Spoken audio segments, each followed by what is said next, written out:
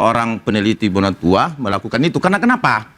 Karena kalau dia langsung minta kepada Bapak Insinyur Joko Widodo, dalam kondisi sudah ada laporan, dalam kondisi sudah bermasalah, sudah dikatakan palsu, saya yakin betul dan kami menyarankan ke Bapak Insinyur Joko Widodo. Ijazah Pak Joko Widodo tidak bermasalah. Oke. Ijazah Pak Joko Widodo tidak bermasalah. Jadi gini, ijazah Pak ini Joko kita Widodo berbicara apa enggak persoalan, ini kita berbicara pada saat adanya pelaporan, masuklah seorang Bonatua sebagai peneliti. Oke, baik. Ini kan kita berbicara itu, bukan persoalan bermasalah. Pertanyaan, kalau Anda menyatakan kepada saya bahwa apakah ijazah Pak Jokowi bermasalah? Oh tidak.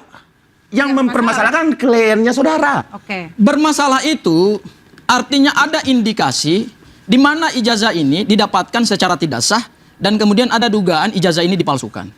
Saya ingin menjawab juga apa yang disebut oleh Reagan ya, bahwa kenapa ijazah mantan-mantan presiden yang lain tidak pernah dipersoalkan. Kita mempersoalkan sesuatu itu kan karena berangkat dari indikasi. Tidak mungkin ada api kalau nggak ada asap. Jadi harus dilihat dulu apakah mantan-mantan presiden yang lain punya indikasi ijazah palsu nggak. Kita urut dari Pak Karno. Pak Karno jelas. Kemudian Pak Harto. Pak Harto jelas ijazahnya cuma SD. Dan dia bangga dengan itu. Kemudian beralih kepada Pak Habibie. Pak Habibie ijazahnya jelas dari Jerman. Kemudian beralih kepada Pak Gus Dur. Gus Dur ijazahnya jelas dari luar negeri.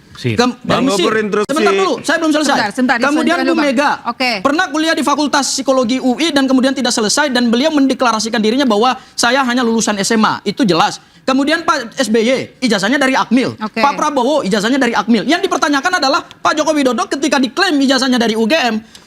Semua data-data hari ini yang ada di Polda Metro Jaya belum menunjukkan bahwa ijazah Pak Joko Widodo adalah ijazah yang sah dan asli yang didapatkan. Saya ambil contoh. Jangan dipotong dulu. Ya. Kita bicara data akademik. Berdasarkan petunjuk P19 Jaksa, ada 700 alat barang bukti yang disita dan petunjuknya adalah dalam lagi. Loh, katanya semua alat barang bukti yang disita itu adalah milik Pak Jokowi. Dari skripsinya, 13 ijazah pembanding, kemudian ijazah teman-temannya yang lain, kemudian skripsi teman-temannya yang lain, kemudian formulir pendaftaran dia di sana. Tetapi kemudian ada keanehan di situ. Dan ada lagi keanehan terbaru, ini tidak bisa dibantah. Ini ijazah salinan resmi. Kalau kita lihat ini tidak normal secara administrasi akademik. Apa yang tidak normal?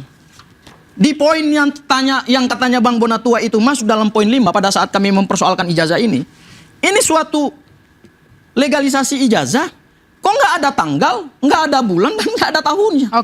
Baik. Ini keabsahan untuk menentukan waktu hukum saat dokumen dikeluarkan. Baik, jadi itu menurut penting Anda banget. sudah ditunjukkan dan masih ada keganjilan di sini. Inilah keganjilan baru, inilah persoalan-persoalan baru yang tidak bisa menjawab.